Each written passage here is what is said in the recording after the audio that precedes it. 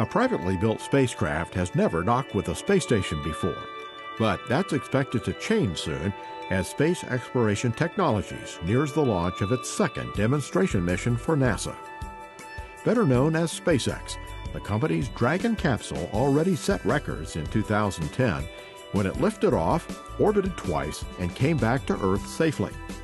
That achievement is expected to be topped by this test flight, which will challenge the spacecraft and bring NASA's plans for commercial resupply of the International Space Station a step closer to fruition. I think that's just important to appreciate that this is pretty tricky. The space station is zooming around the Earth every 90 minutes, and it's going at sort of 17,000 miles an hour. And so you've got to launch up there, you've got to rendezvous and be tracking the space station to within inches, really.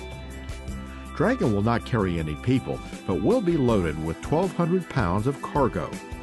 However, the spacecraft was designed with astronauts in mind, so future spacecraft are expected to take people into low Earth orbit. For now, cargo is the objective. This is the beginning of a long-term effort to have the commercial vehicles supply the ISS, which is a critical need for the program. Dragon will fly into space on the strength of a Falcon 9 rocket, also built by SpaceX. Like the Dragon, the Falcon 9 is a relatively new design that has passed its previous flight tests. Once in orbit, 2 solar arrays will unfold from the side of the Dragon's trunk, and the spacecraft will head toward the station.